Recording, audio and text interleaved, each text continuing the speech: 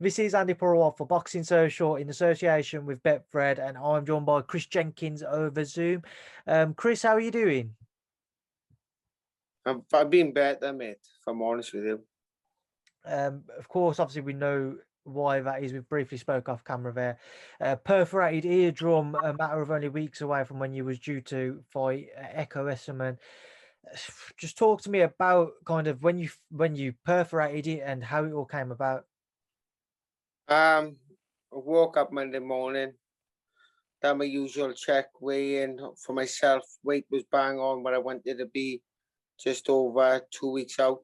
Had my breakfast, went to Cardiff, and the Wednesday before, my regular head guard I usually wear snapped. So lads come from Midlands to Spa that we arranged. So I put on when I was in the gym a winning head guard, but it was too small for me.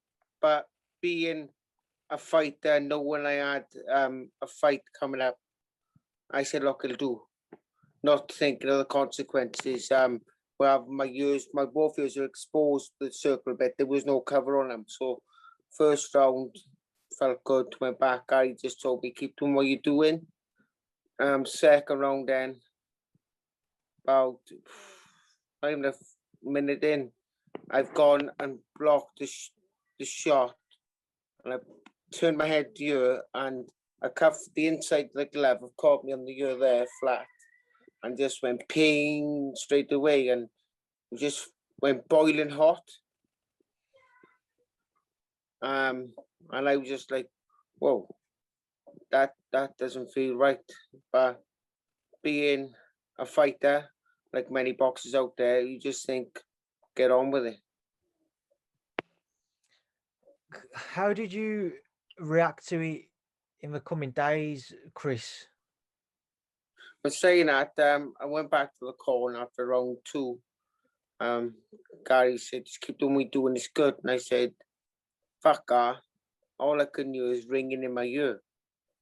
And he said, you okay? I said, yeah. These lads have travelled down from the Midlands to Spa. So we end up doing another 8 more rounds. And as the rounds were going on, shots I'd usually throw with ease, like counters, weren't coming off as if my balance was off. But I just thought, there is something going on, but just put it to the back of my mind. Done pads with Gary to finish off and some body spar with Callum. In the car, then on the way home, I put the radio on, and I looked twice at the radio. I was thinking, it's never usually this low. So I turned it up loud, and this year I could hear it clear, and now you couldn't hardly hear nothing at all. All I could do was a ding, like all the time. So I got home, took some paracetamol, Snickers, a knock on the ear, went for a run, and as I was running, I was feeling pain on my left hand side, so my balance was taking a big hit. And then woke up on Tuesday because me and Gary had arranged to do extra sessions now because the fight was coming up. So went up to Cardiff, and as soon as I I woke up Tuesday morning, and when I woke down to bed, I walked on my landing, and I cuffed the side of my shoulder, and I was like, must be half asleep. Went downstairs, made coffee, and then as my wife was coming down the stairs, she looked over to me as if I had 2 heads. She went, oh my God. And I was like, what? And I had basically a pool of blood in my ear. When did you start to kind of speak to doctors and what have you about the damage that had been done? When did you start chasing up the injury? I was worried then. I was worried, but I went up to Cardiff, I seen Gary straight away, and he goes, look, get this session done now. And then get straight to Dr. Neil Scott. He's a British Boxing Board of Control doctor. So we done a session, an hard session, went there to see him. I explained everything. And first thing he done was looked in my good ear.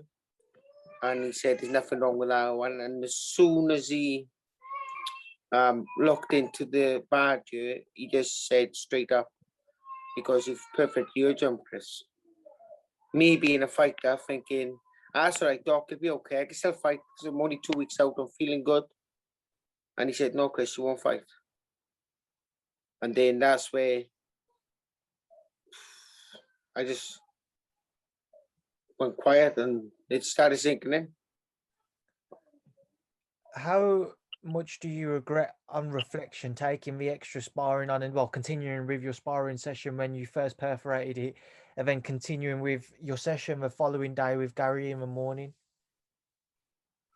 I do and I don't, because we're fighters, we're in a sport where you get punched to have these little niggles. Myself and Gary weren't to know what was going on. The pain I was having weren't excruciating pain. It was just pain. I'd like to think I got a high pain threshold. So thinking get that session done, because there was no wax to my head, or there's no wax on my head on the Tuesday on the pads. There was nothing like that. So it wouldn't have made a difference at all. The damage was done, and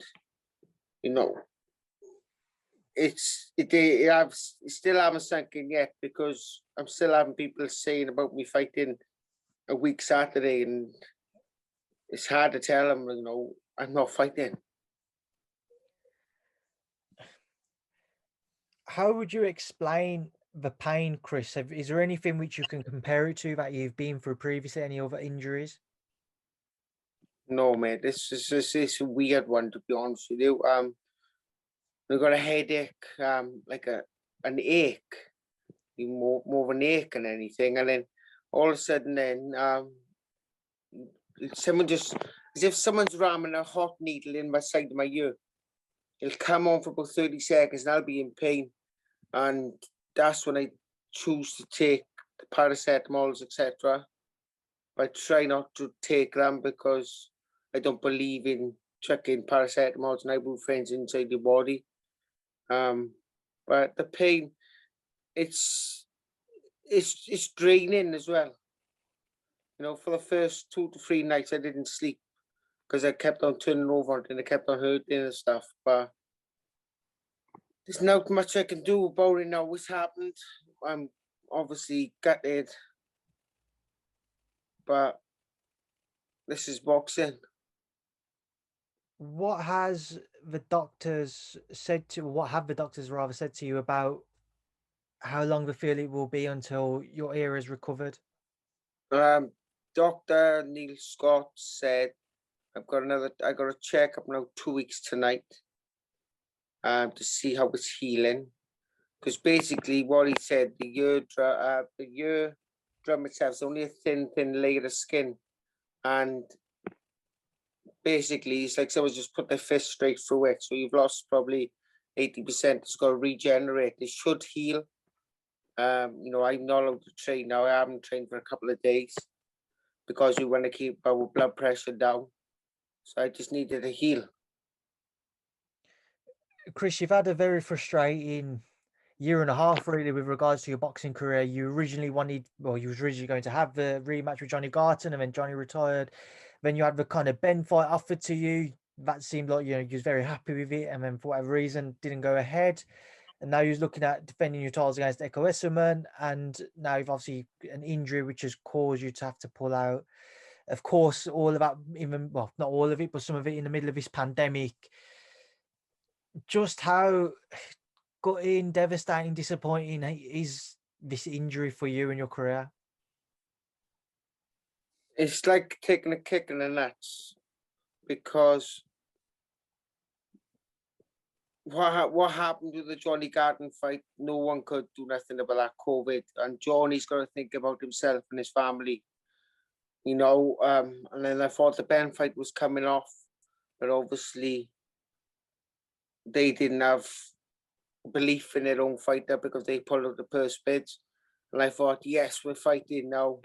We've had a year to stay in the gym. Obviously, I've got to work because I'm not lucky to have a weekly sponsor that keeps me in the gym full time.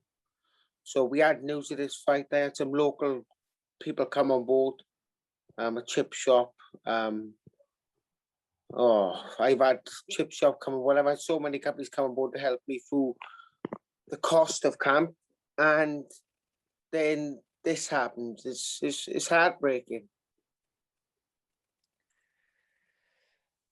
Chris, what have Frank Warren and the team, and obviously, you know, kind of Ekow Essuman's team and everybody said about the situation? Have they given you any inkling as to when obviously you are fit and healthy, will it still go ahead? And what have the board said to you about your titles? You know, have you got any kind of information on all of that? Mate, as far as I'm concerned, I've still got the titles. My team said, you know, this isn't my own. It's my own doing. Yeah, I sparred, but this is a freak accident. This, you know what I mean.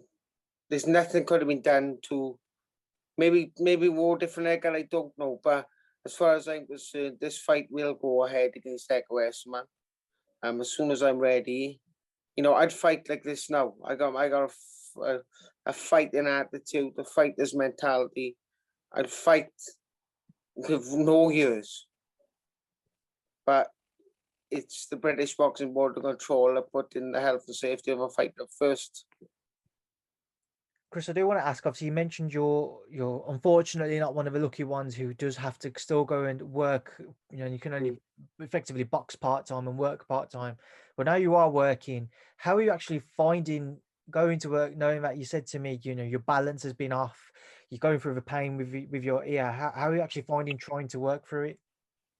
Works, you know, the work I'm doing is for SP Motor Recovery. My mate, he's a good friend of mine.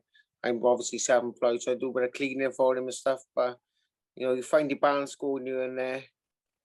You know, just gotta sit down and, like, especially when I have the headache and stuff, I've just got to sit down and try and write it out.